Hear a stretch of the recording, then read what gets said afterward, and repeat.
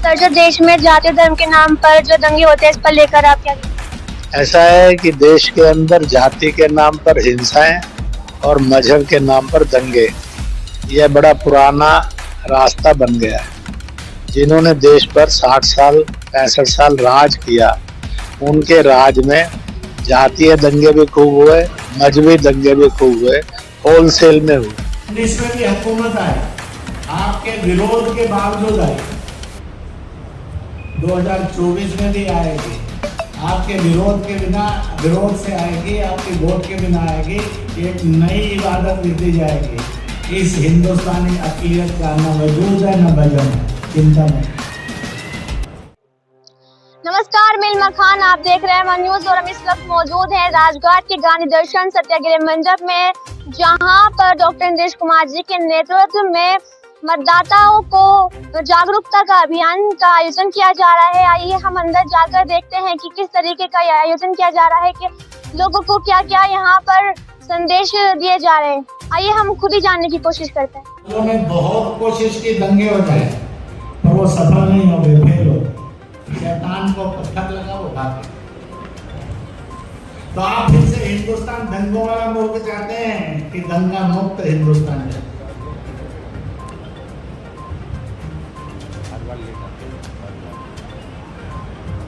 इसलिए आप हज पर जाते हैं, शैतान को गले लगाने के लिए नहीं जाते, उसकी सुनने नहीं जाते, पत्थर मारने के लिए। आपके गली मोहल्ले के अंदर में कोई शैतान घूमेगा जो कहता होगा उनको हराना है। क्यों हराना है? बस हराना है।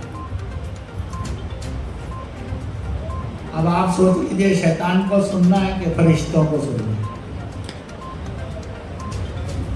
फरिश्तों को सुनेंगे तो हुकूमत आएगी।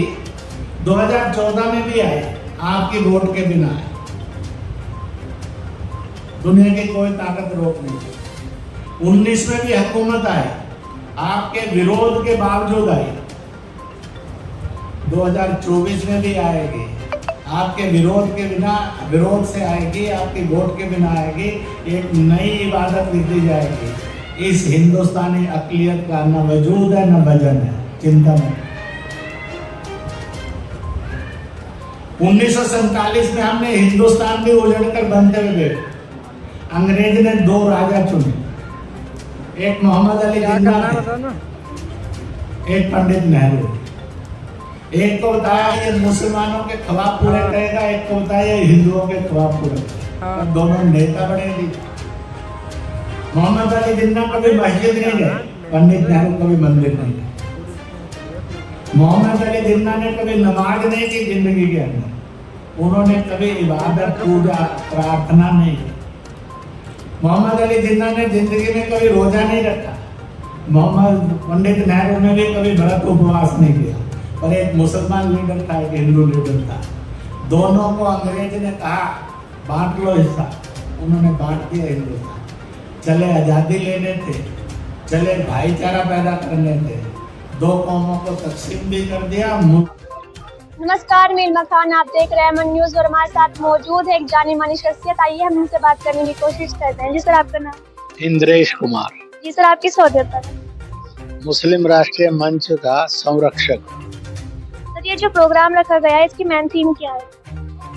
इसका मेन थीम था कि लोकतंत्र यह हमारे नसीब को लिखता है, इसलिए मतदान करना चाहिए और हर एक ने आगे मतदान करवाना चाहिए। इसलिए दिल्ली प्रदेश के सैकड़ों की संख्या में मुस्लिम महिलाएं, पुरुष और नौजवान भारी मात्रा में एकत्रित आए। सर, उन्होंने इसी विषय के अंदर विचार किया। पहला प्रश्न था, एक तरफ भारत के आज के प्रधानमंत्री हैं जिन्होंने नारी सशक्तिकरण, नारी वंदन का प्रस्ताव लाया और देश के सत्ता के संचालन में और प्रशासन की गवर्नेंस में 33% सत्ता संचालन में महिलाओं को आरक्षण दिया। का भेदभाव। ये जो मुस्लिम राष्ट्रीय मंच है, क्या ये पॉलिटिकल एजेंडा है? पॉलिटिकल एजेंडा आज नहीं है, यह था लोकतंत्र के अंदर मतदान करना है तो जागरूक होकर मतदान करें। इसलिए मतदान जागरूकता अभियान का कार्यक्रम था जो इस समय सारे देश के अंदर सब लोग ले रहे हैं, खुले में ले रहे हैं। इसलिए ठीक और गलत समझना, पार्टियों के बैनर जब होते हैं पॉलिटिकल पार्टियों के तो पॉलिटिकल नेता होते हैं, वहाँ पर पॉलिटिकल सिंबल होते हैं, उनके पॉलिटिकल नारे भी होते हैं। यह गैर राजनीतिक परंतु जनता को जागरूक करने वाले एक मंच है, आंदोलन है।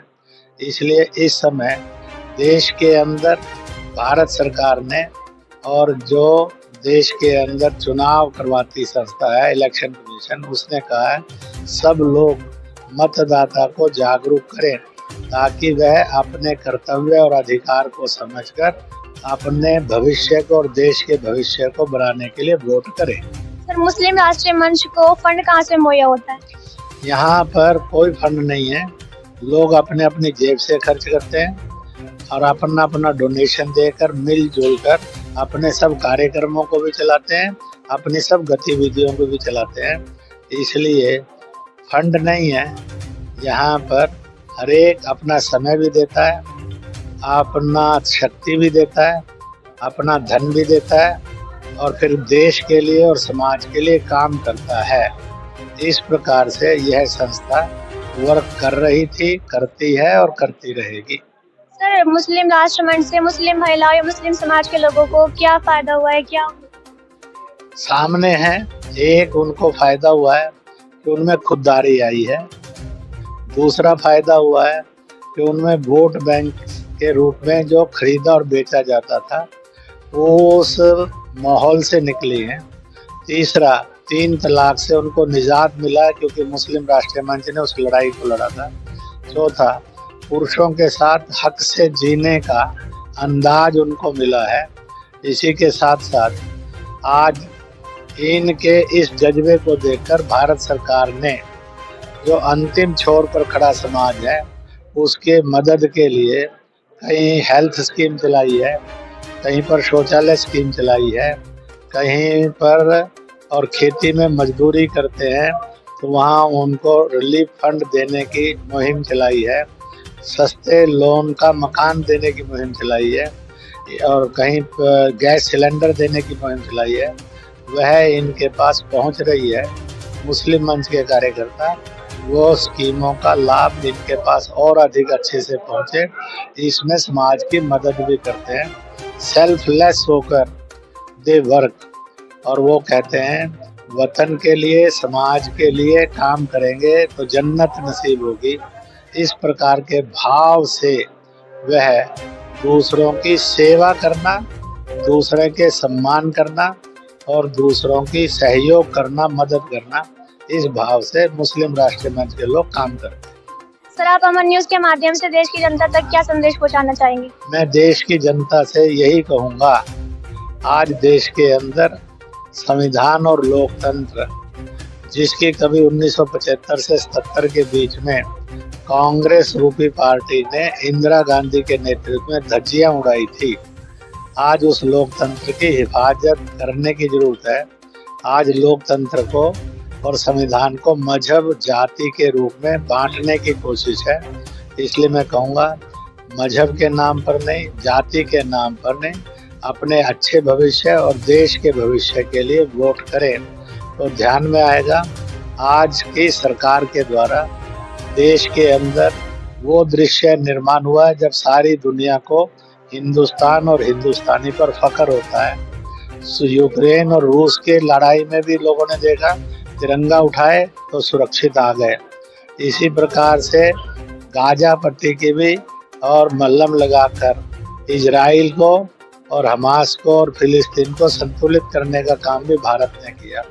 अभी सुरक्षित है, इस प्रकार से काम करें, इतना ही मेरा सबसे कहना है। इसलिए 10 साल वाली सरकार को रिपीट करने का संकल्प आज यहाँ पर इन सब कार्यकर्ताओं ने लिया। सर, जो देश में जाति धर्म के नाम पर जो दंगे होते हैं, इस पर लेकर आप क्या?